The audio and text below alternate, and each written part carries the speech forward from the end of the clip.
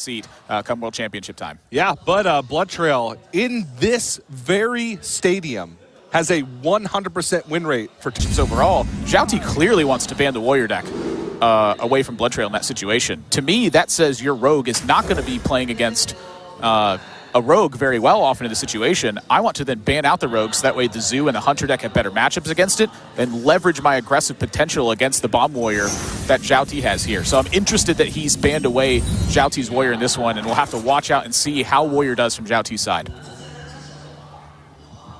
Yeah, a great breakdown of the potential matchups that we're going to see, but we're going to start things off with Zoo Warlock from XiaoT and with the Rogue from BloodTrail. We see some of the influence. You know, we talked about XiaoT practicing with Bunny Hopper for this tournament. We see some of that influence in the Zoo deck with the couple copies of Witchwood Imp that are in there. I think that that's actually a pretty interesting choice for the deck because it gives you a little bit more leverage where Evil Genius is concerned. It becomes a 2-4 instead of a 2-2 when you have that turn 1 into the sacrifice. It also makes your Grim Rallies a little bit stronger if you have to use them for tempo plays. And then he's also included a copy of Defender of Argus, sort of a nod to the old days of how Zoo used to take board and then try to take advantage of that.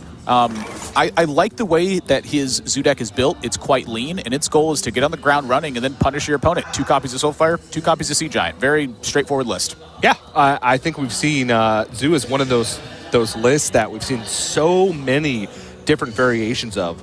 While pretty much 24 cards are always the same, in those last 6 cards, there's a lot of differences. We're seeing double Soulfire, 1 Soulfire, no Soulfires. We're seeing some cuts on the 1-drops. Some additional 1-drops, Serenade Taskmaster, Witchwood Imp. Some run Leroy, some run Archville and Rafam, which has been a big point of contention.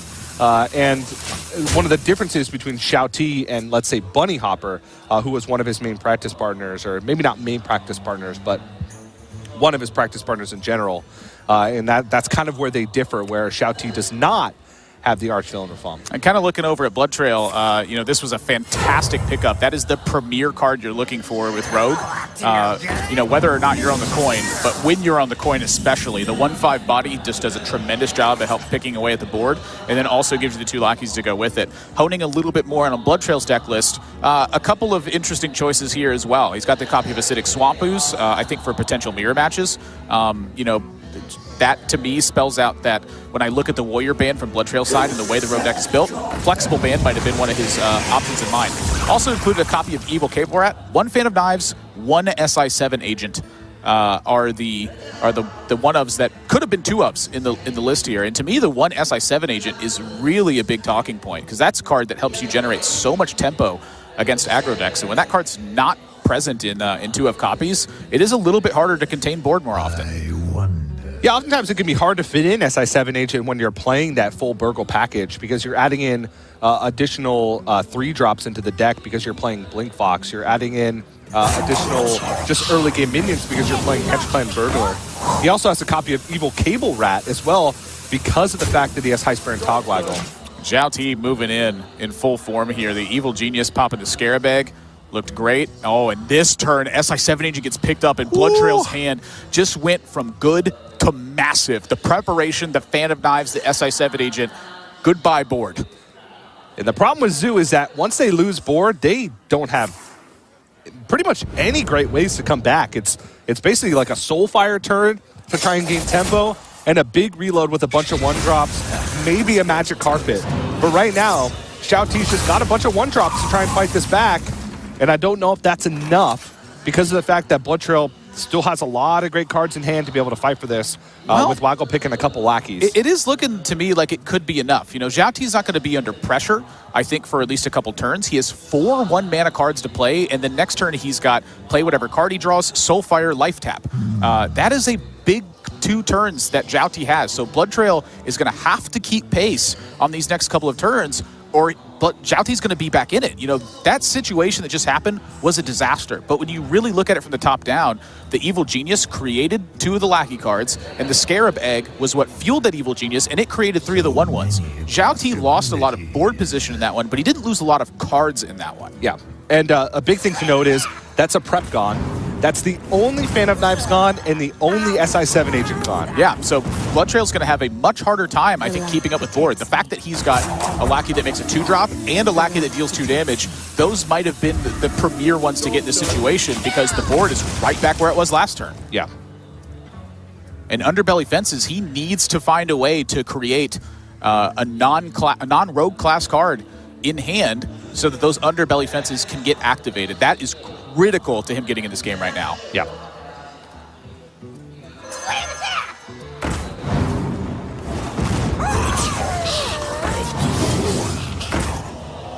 Pretty nice pickup there. Also, good positioning on the faces. I mean, that's not position at all. That's just... It just sounds funny. I know, but it is. Oh, Direwolf Alpha picked up for XiaoT. That is massive.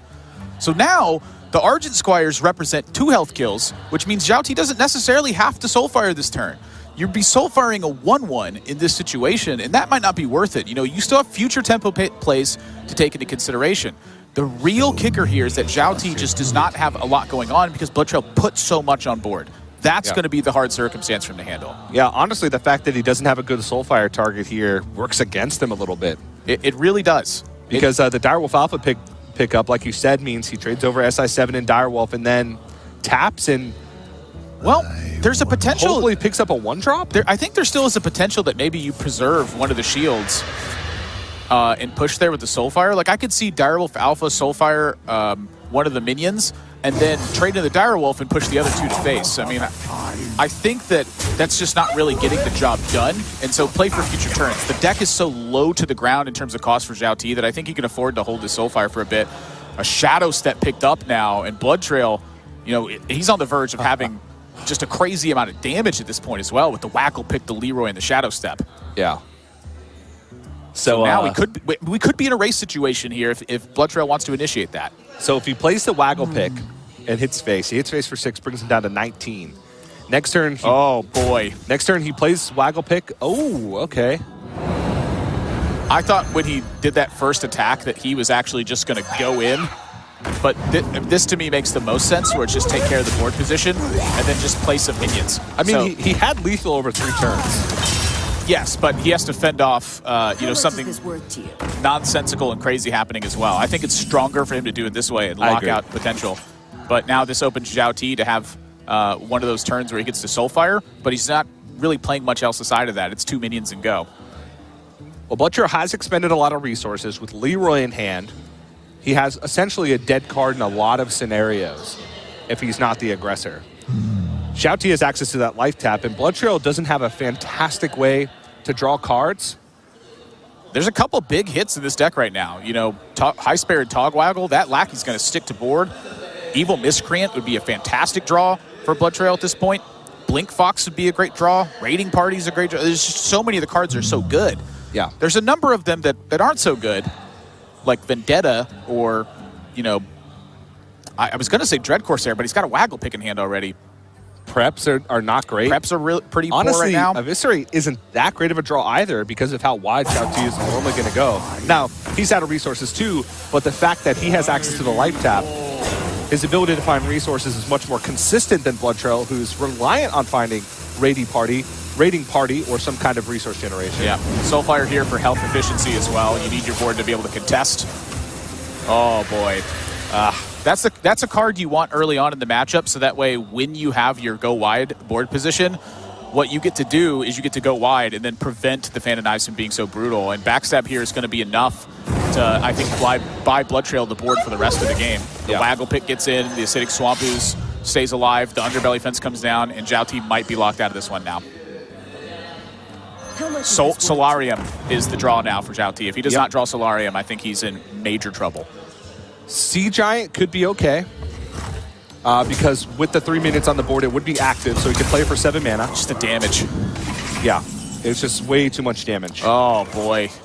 Well, I think you got to play it, but I just don't think you're going to win this way. So now, actually, so this is kind of an interesting draw, at least, because what this means is if XiaoT doesn't die, he can get to a point where maybe you get a second Sea Giant and Defender of Argus, and it is you know, a massive long shot for something like that to happen, but there is a Defender of Argus in the deck. Yeah. You could play a weird role as a strange variation of Handlock if you get the perfect couple draws. And BloodTrail does not have access to any sap. No saps in the list, which means that if a Defender of Argus came down on the Sea Giant, it would force the trade from BloodTrail. Yeah, but I mean, BloodTrail's 2 damage off lethal here, so XiaoT has to have either a lethal blow, which is impossible, or he has to have Defender of Argus. Those aren't them. And BloodTrail's going to take a 1-0 lead. XiaoT had an excellent start, but the tech choice with the Fan of Knives pays off in spades. Yep. With this Tempo Rogue, I mean, basically all it takes is one good turn to swing the game. Xu just cannot reload effectively enough to handle the amount of damage that can come back after you've lost the board against Rogue. It was. All right, time to get into game number 2. XiaoT on the Hunter and BloodTrail on the Xu Warlock. And a couple important cards here for XiaoT. Unleash the Hounds, Scavenging Hyena, and Timberwolf. This matchup is almost entirely reliant on getting that one big swing turn.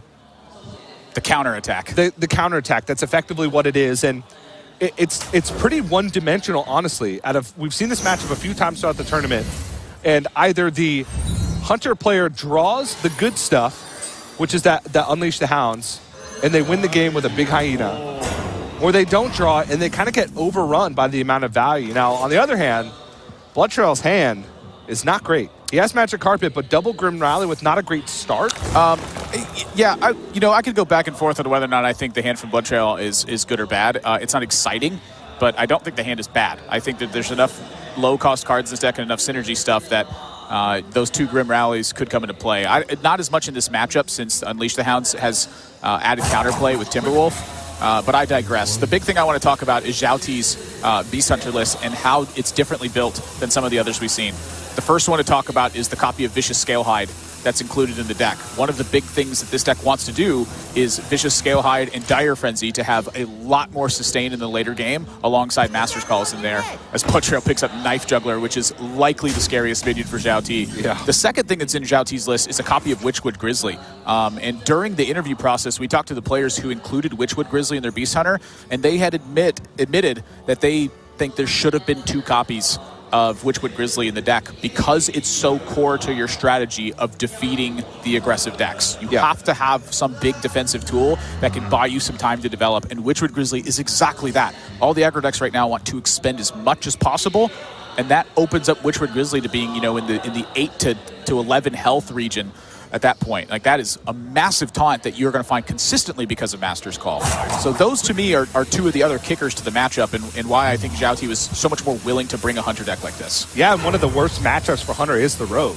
And if you're bringing a strategy where you're not planning on banning Rogue, if you're going to bring Hunter, you kind of have to tech that Hunter list to be a little bit better against Rogues, which is one of the worst matchups. This hand is shaping up beautifully for BloodTrail. Just needs 1-drops, that's it. And he's very likely to hit some off the top. He might have needed that juggle there as well, because leaving up a Misha for a turn means that XiaoT is going to have some gas behind this to really put BloodTrail in a tough position. And even just this turn alone, I'm looking at Spring Paws, I'm looking at Hatchet.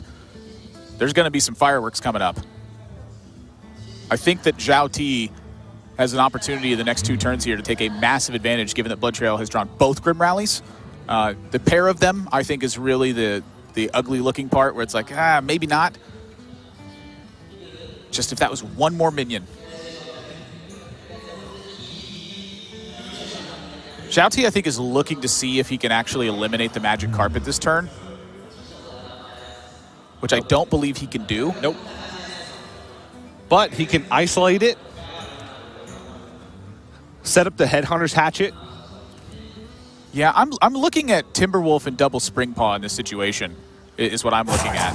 And the reason why I was thinking about that one is because I wanted to go into the Scavenging Hyena the next turn if the board lives. XiaoT, on the liked hand, wants to set up a 2-turn kill on the Magic Carpet, which to me, that was the secondary play that I was considering. The reason why I liked the Timberwolf a little bit more was the ability to actually surge onto the board and kill the Knife Juggler to prevent this kind of punish. And so XiaoT, I think likely in a bit of hurt for a turn or so, but with the Spring Paw and the Timberwolf in hand, looking to maybe swing it back. However, that's where Grim Rally comes in.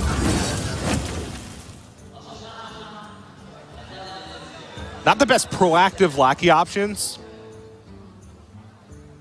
They're minions. But honestly, yeah, they're minions and they cost 1. Curious to me to get buffed by Magic Carpet. Curious to me that BloodTrail is actually buffing the carpet since that is the highest priority target on board. Wow. Oh. So if Scavenging Hyena and 2 Spring Paws comes out, you're looking at a 4 health Scavenging Hyena. That lets XiaoT clear off not enough attack to take care of it. So I think you're looking at a Timberwolf turn because of that. A full takedown of the board, and then have Tundra Rhino to battle that tempo as well with the Hatchet. And Master's Call to replenish the resources. As you mentioned earlier, the Witchwood Grizzly being a big pull.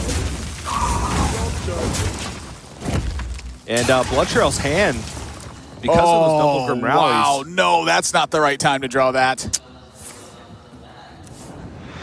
The second Sea Giant! All of BloodTrail's hand right now is requiring a wide board state. Every single card. And that's not going to happen.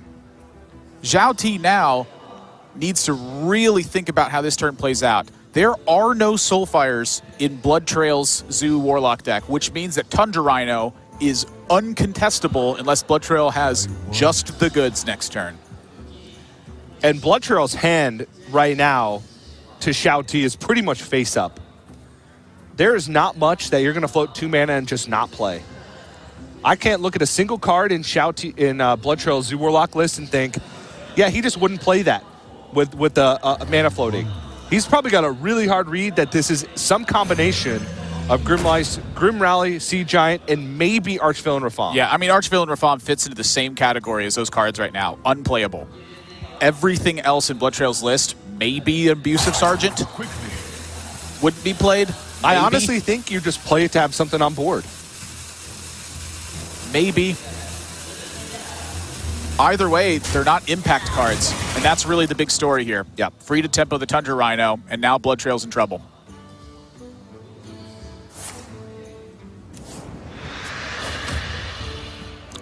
So the question here is whether or not you play the Knife Juggler, and I think BloodTrail needs to hang on to this because he has to have something drastic happen next turn if he's going to win. If he plays this Knife Juggler, it's gone to the wind. I'm going to get punched in the face by Sato when I go backstage after this match, but I honestly think the best draw on his deck is Archvillain Rafam.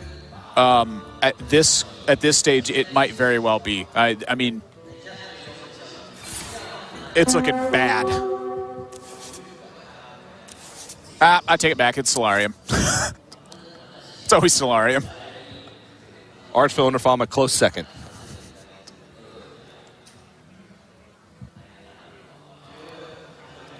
XiaoT does need to think about this turn, though. You know, when your opponent plays a Scarab Egg and says go, you have to think about the implications of what can happen. And so since you know there's Sea Giants, you know there's Grim Rallies, you have to think about, you know, how that's going to interact with Evil Genius, how it's going to interact with Knife Juggler in that regard. I think it wise to clear off as much of the Scarab Egg stuff as you can, and then look to keep that control until the Scavenging Hyena gets out of control.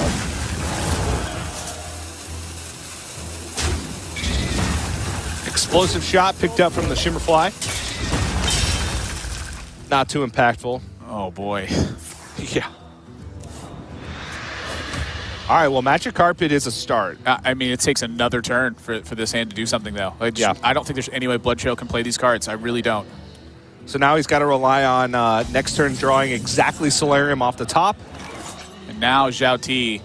At this point in XiaoT's mind, he's got to wonder what is actually going on. And if you really dig deep into the logic, a hand like BloodTrail's is almost exactly what you can come up with. And what that means is I think XiaoT is free to take either Unleash the Beast here and just put up more board stuff, or take the kill command and start digging for lethal. And with Tundra Rhino in play and uncontested, I think that the kill command has more merit. Yeah. But at the same time, I take that back, actually, because there's a Tundra Rhino in play. The Unleash the Beast just has charge. Well, Kill Command, you can play all the other beasts from your hand and follow that up with Kill Command. But I do also see the merits on Unleash the Beast because that's 5 immediate Yeah, damage. I forgot to set charge to the Tundra Rhino. That's clearly the option. Well, just playing the beast from his hand is actually just more damage. Taking Kill Command and playing all the small beasts. Oh, here we go. It does activate Sea Giants, and if he has to read that Sea Giants are in the hand, then that means that he's Unleash the Beast is the better choice. Yeah, so BloodTrail here looks like 7 mana is going to get expended. Knife Juggler into Magic Carpet, into Mecharoo, into Abusive Sergeant. Hope for the best. Put this apple on your head. Maybe throw a Grim Rally once it's all said and done. I don't know if you have any minions left when it's all said and done. Well, you have the Mecharoo. The mech that comes out of the death So row. you want this juggle to hit this hyena. Not that one. So now it's the Mecharoo trade-in to the Scavenging Hyena. That gives you a juggle. And that brings the juggle to the Tundra Rhino. Now, he does have the option to do something perhaps a bit unusual, which is attack the Abusive Sergeant into the Scavenging Hyena and then the Mecharoo into the 5/5, which would put 3 1-health targets on board to juggle. And you have to kill this Tundra Rhino. And Grim Rally has almost 0 effect. Yeah. 5, 6, 7, looking at 8 points of damage for XiaoT. So how do you press and how do you not die? What can you die to? Nothing. I mean, I think at this point, you just keep clearing up the board, and eventually BloodTrail is going to life tap himself to death. You even have Zul'jin as a backup plan on turn 10. I'm looking at if you want to just keep constricting board, the position that BloodTrail set up here was actually perfect for the explosive shot that was randomly generated. Well, just Vicious Scalehide Timberwolf allows him to clean up the board and drop the Witchwood Grizzly. Yeah, getting the development here I think is superior. Yeah.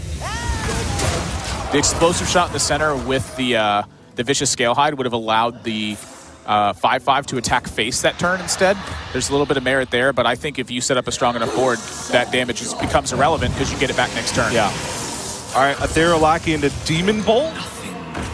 Demon Bolt would cost 6 right now. No. It costs 1 less for each minion you control. Doesn't he have 3 minions on board? He has 2 right now. He just blew one Oh, up. he has 2. Yeah, you're right.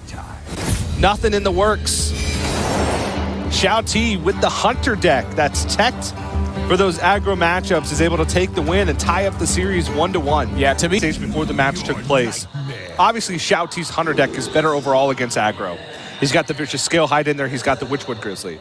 But BloodTrail does have a decent anti-aggro Hunter deck himself, so that could be a turning point in this series potentially. But we're not going to talk too much about that because we're going into a Zoo Warlock mirror match. Yeah, and BloodTrail's opening, I think, is pretty fantastic for this mirror match. You know, oftentimes for me, it is rare that I think that the aggressor on the coin is potentially at the advantage, but I'm looking at Flame Imp, Scarabag, and Abusive Sergeant. XiaoT hanging on to Sea Giant, draws a Grim Rally as well.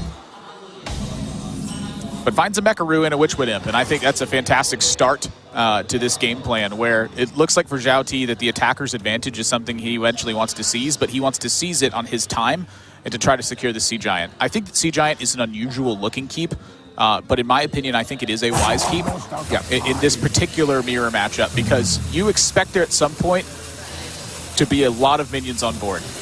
It's very reasonable if that card comes down on turn 3 or 4. Especially with what both players are trying to mulligan Wow. for. Oh, man. BloodTrail's hand is gasoline. Honestly, in this spot, I think BloodTrail could reasonably forego the Flame Imp and have it for the Magic Carpet turn. The thing to really consider is how do you contest like a Knife Juggler coming down? That to me is one of the big questions. And so to me, Coin Scarabag is reasonable, and I think Bloodsail Corsair is reasonable as well. Yeah, Bloodsail Corsair means he has Abusive Sergeant to answer a Knife Juggler if it were to come down. Wow. And so Magic Carpet drawn for XiaoT now as well. And so the big one that's missing here is a second 1-cost minion. or a 2-cost minion. You know, a Direwolf Alpha here would have been majorly punishing. Yeah. But that's would have been the reason that BloodTrail didn't use the Flame Imp, is he doesn't want, you know, his 3-2 to get traded off by a Direwolf Alpha. He'd rather have the 1-2 get traded off by it. Yeah. Better for a Magic Carpet. I like the play. Fight for that board. Yeah. Say, I want to have the best possible chance to stick a safe Magic Carpet. Yeah. And that means I need the strongest board possible to fight through that. And that's a buffed Mekaru. And talking about safe Magic Carpets, BloodTrails here is looking pretty darn safe. He does need to consider the implications of Soulfire and what it would cost him if he lost his Magic Carpet without you know, value other than just tempo and some card advantage. Because the card advantage, I think, is much more dictated in this matchup by what's in play than what's in hand. Yeah. And so the what's in hand is just simply how you get the what's in play. The number of cards, I think, to make that cost happen is not as relevant.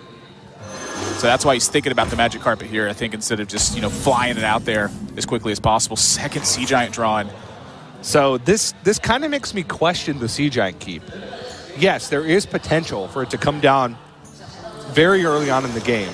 But if you think about how the matchup works, it's all about trimming off your opponent's board to make their Sea Giants less powerful, and of course, their Magic Carpet's less powerful. Yikes. It's board combat all the way through. That's exactly what it is.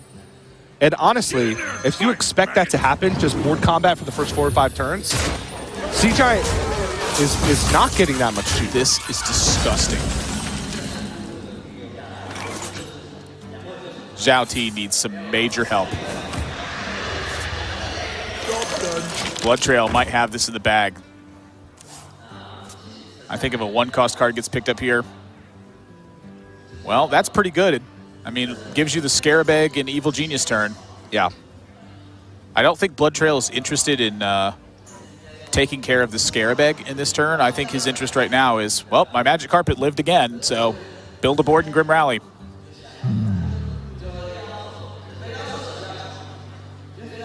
You know, if you think about BloodTrail's position, he saw XiaoT keep that far left card. It hasn't been played yet. What could that be? I think when you really, really, really start to break it down, your head starts moving towards Sea Giant. But is that something that's reasonable to play around? Because if he's playing Sea Giant, it means he's likely not dealing with your Magic Carpet. Well, the play around for Sea Giant right now, I think, is figure out how to deal the most damage. And dealing the most damage is creating the most minions because you have Grim Rally in hand. Yeah, and so that to me is the like. Sometimes the play around doesn't mean avoid a circumstance. Sometimes the play around means punish a circumstance, and this is punishing that circumstance as well. Like XiaoT has to be terrified of this. Flame Imp drawn, so he gets to add a couple minions to board here and then play Sea Giant. And this is really, you know, why the Sea Giant keep, I think, is a thing, is because it can get you back in situations like this. The kicker is that Magic Carpet's on the other side. You know, the Magic Carpet's really the one minion, I think, that breaks that rule of where Sea Giant starts to reign supreme. Yeah. Because if you think about it, this unchecked 4-attack Flame Imp on board, another one of those, Sea Giant's dealt with. And you gave up the ability to pressure the board early to keep the Sea Giant to try to get it online early. So once again, I think XiaoT's in a position where, like, is that another Grim? Oh my gosh! That is a huge draw for BloodTrail. I'm not even going to finish my point. I think the game might have just ended. He gets to Evil Genius the Scarab Egg, play a Lackey, whichever's the best for the situation. Well, the board gets full first. But he juggles are oh my gosh. I forgot about the juggles. So now you trade that minion. You're going to trade off the Flame Imp, I believe.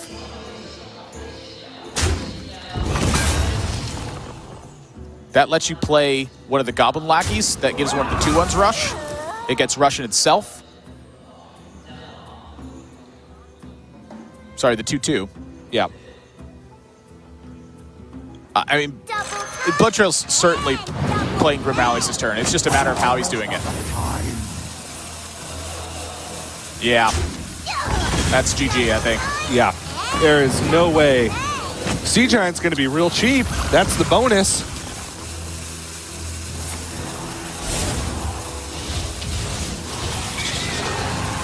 Yep, trade off as much of the board as possible here.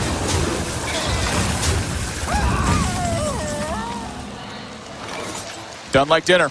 Yeah. Yeah. That worthy of the applause. That is about the most massive a turn that you can have.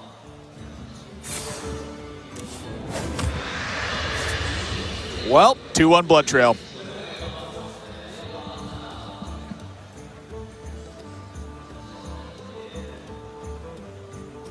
just lethal staring at him. No way to activate Evil Genius and play anything. Because you play Direwolf Alpha Evil Genius, you have no mana. XiaoT concedes. The look on XiaoT's face as well, I think, tells it all. How? All right, Here we well, are. Hunter is the last deck remaining for BloodTrail. He's going to go up against Rogue, which I think is by far the hardest matchup for him in the series. XiaoT is playing the very aggressive variant of the Tempo Rogue, double Deadly, double South Sea Deckhand, couple of Hench Clan Thugs. The problem with it is this Hunter deck is not fantastic at defense.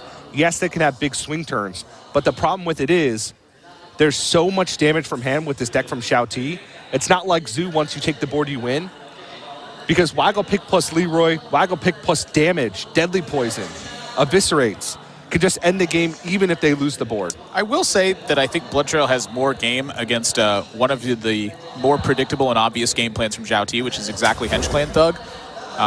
BloodTrail has included a Wing Blast and 2 copies of Mark Shot alongside Hench Clan Hogsteed. So against an opener that has exactly Hench Clan Thug, I think he's in okay shape. However, I think in this circumstance, you know, the thing I'm looking at is I'm looking at Coin and I'm looking at Evil Miscreant. That is the bread and butter of Rogue right now, and it's the reason I think the deck is massively powerful.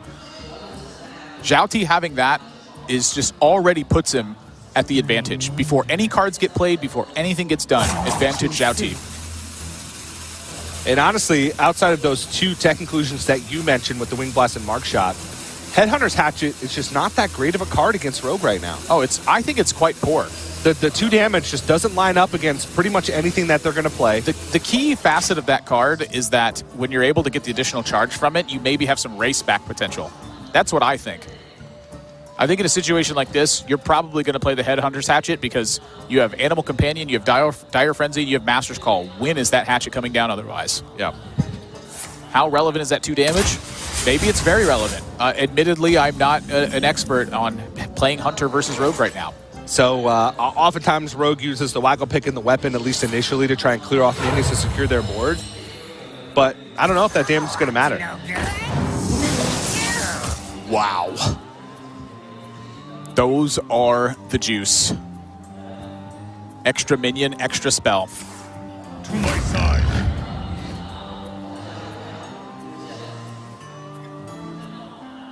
I think here you really need to consider what a trade looks like versus what face looks like. If you go face, you're vulnerable to backstab.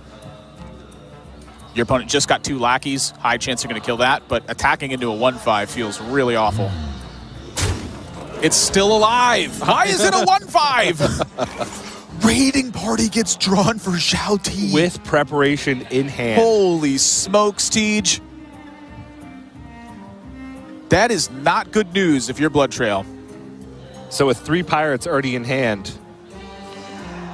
this is going to pick up South Sea Deckhand, Dread Corsair, and Waggle Pick, which means he'll have Waggle Pick into double Dread Corsair into Captain Greenskin to get the damage train rolling. Big deal. His next turn is backstab, play a 4 attack weapon, and play 2 3/3 taunts with it. That's only like an Edwin Van Cleef and another preparation with like an Eviscerate or something. Yeah. And because he has no combo cards in his hand right now, and because he already has drawn a significant amount of Pirates, I'd like to see the prep raiding party come down this turn. I could just see to improve the average draw of his deck. I agree and I disagree. I could see holding on to it just in case you draw Edwin Van Cleef. That's a one of. Maybe a second Evil Miscreant could be a viable choice, but because your strongest play turn 4, regardless of anything, I think even over Edwin, is Waggle Pick double Dread Corsair I think prepping Raiding Party right now is I would substantially better. I would tend to do it because you also, you know, the term deck thinning isn't really something I think is super relevant here, but it's just an added bonus to it where like now you draw Eviscerates more often, you draw Leroy more often. Like those are big deals. All right. Yeah. Time to giddy up. That's game. BloodTrail is not winning from this position. He had no significant minion plays. He wasn't able to contest the board efficiently. XiaoT is going to consider what it looks like if he adds a second Dread Corsair, just in case something weird happens. He also has it as a combo activator. At the end of the day, though, you look at it and you go, what are they going to do? Hit him in the face, so they die sooner.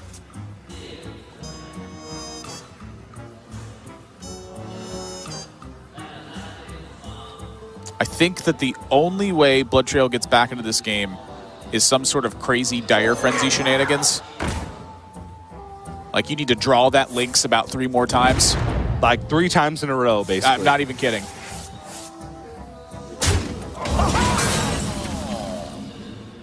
What's the card I said, Eviscerate?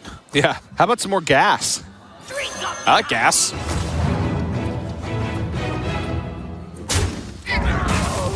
Nine more damage to the face.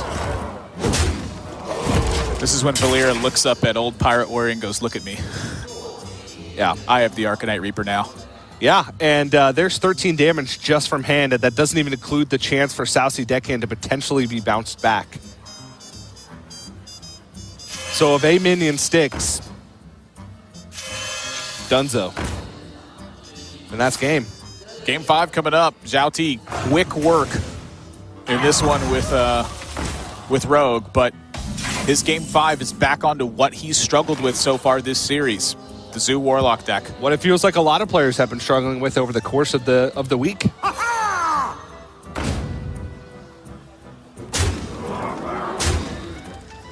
Rogue looks easy sometimes. Yeah.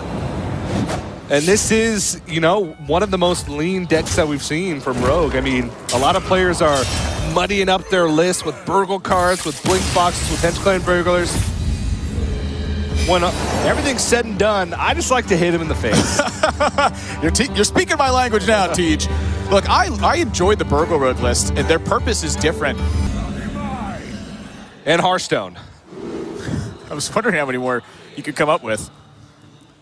You just start saying words? Are you just naming objects around the room that you see? Books, wood, televisions, people, places, things. Adverbs. Hunter versus Zoo is going to be our matchup. XiaoT in this series is 0-2 with the Zoo deck, and he's looking to put BloodTrail on the 0-2 with the Hunter. Yeah. He needs a win if he's going to get there. Pretty nice opening hand. Add a Mecharoo to it. Okay. Suddenly you're looking at a golden hand. Well, it's a regular card hand, but metaphorically it's gold. A wise man once told me that hand is gasoline. High octane. This isn't the 82 that you put in your old 91 Corolla. XiaoT just hit the NOS. You know, thinking about Zoo variations, I mean, we would be like on the 7th Fast and Furious movie of it. Yeah. Last one was Zoo and Furious 6, healing up. And this one's just they're all riding carpets. Yeah, it's Fast 7, the magic carpet ride. I was trying to think of some weird Aladdin reference. I couldn't come up with one. Me neither. I'm just not smart enough. So the question for XiaoT, what do I need to play around? What do I need to be strong against? We alluded to it earlier. One of the ways that BloodTrail ends up being strong in the matchup is exactly Unleash the Hounds and Scavenging Hyena and produce a counterattack. XiaoT looks to me like he wants to put the test of Unleash the Hounds to BloodTrail as soon as possible for 2 reasons. Number 1, if you get it before Scavenging Hyena hits, what that means is your opponent doesn't develop the swing turn. Unleash the Hounds is expended strictly as a defensive measure. Number 2, if BloodTrail fails to do that, it means that Sea Giant is a big payoff in that scenario. So I think he's, getting paid overtime to take these kinds of risks right now and say, you know what, just jam my hand out and do what my deck does. Don't get fancy, just play my good cards. And honestly, Zoo Warlock feels like that type of deck right now, where you just have to kind of just ignore your opponent's game plan, be as aggressive as possible, and hope you kill him. It's a deck of fundamentals.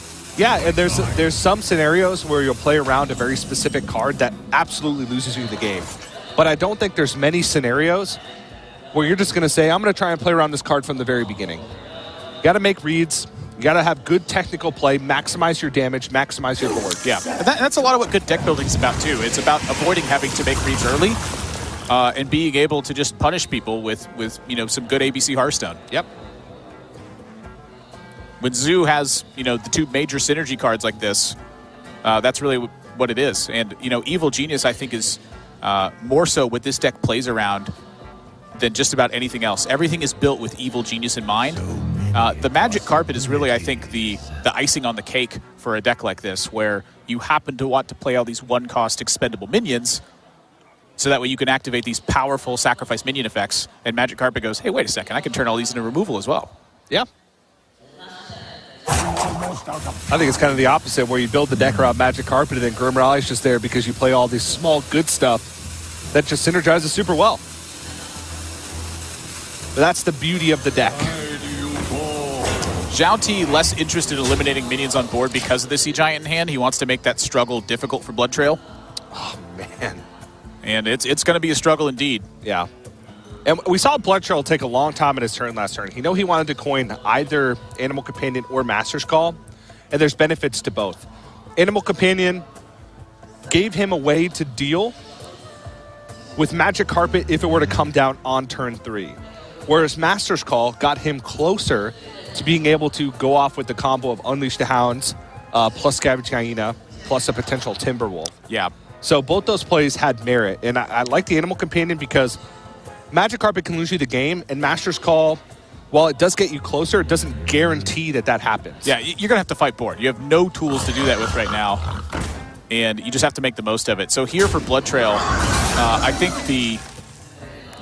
in theory, the win condition for me is a lucky deadly shot. I feel like that's what BloodTrail has to do if he's going to win this game. And for XiaoT this turn, you would love to play that Kobold and whack away one of these minions to get this Sea Giant on board. But I think what you're going to end up doing instead is playing the Kobold and end up with the go face with it, play the Sea Giant, and then trade off on board. Yeah, probably I'd say one Kobold. I am apt to play both. You have Soulfires in deck, and you still have more Sea Giants in deck. Like I feel like you want to expend as much mana as possible. So Okay. are you looking at Direwolf Alpha instead? Like Kobold Direwolf Alpha? No, that doesn't work, does I it? was thinking Kobold Lackey, one Kobold Lackey face, and Sea Giant. You can hold them both, too. I don't mind holding them both because of the difficulty it presents. Well, the Deadly Shot is what I'm thinking about. Yeah. You know that BloodTrail runs from one copy of Deadly Shot. In order to trade off the board, which I think you kind of have to trade into Leok, you're consolidating. And you don't really want to consolidate in that position. Yeah. His hand wants to. This trade is unnecessary. Here, XiaoT is free to go face. This is just extra damage. Yeah. The Leok needs to be clear for Unleash the Hounds and Deadly Shot. If you're going to land it, it's 33%. Finds Unleash the Hounds, and sure, but not now. At this point, Not yet. I'm pretty sure that you just have to rip the 1 and 3 Deadly Shot. I honestly think that's the best chance to win. Now, the other option is to just go for Master's Call, take the damage, pick up Timberwolf, pick up Scavenging Hyena, and then go for the big sports swing. Yeah, honestly, and you could get Spring Paws in that a lot of times as well. So the Master's Call is interesting to me because can you isolate the Sea Giant by taking damage? XiaoT, taking 8's not comfortable, but there's not a lot of reach in the deck. We're looking at Soulfire, and there's no charge damage. Like, you have to stabilize board to do that. So if you Master's Call in this instance, leverage your life total, and then try to buy back the tempo in the following turn with a big Unleash the Hounds play, that might be better. Time moves quickly.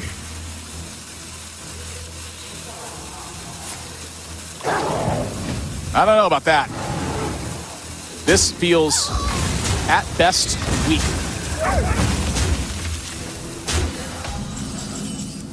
And now the payoff for XiaoT hanging on to those Kobolds You get to wipe out these 1/1s. Evil Genius refill. Hit for 8. Make it 10 if the abusive if you want to. Yeah. You also, I think there's some justification for just, slinging the kobold's face. I don't think that that's like unreasonable. Yeah. I just think it's wise to keep the board clean in this circumstance. You want your minions to live so that way you stay out of the range of Deadly Shot. That's the only card I think that XiaoT has to fear right now. Yeah.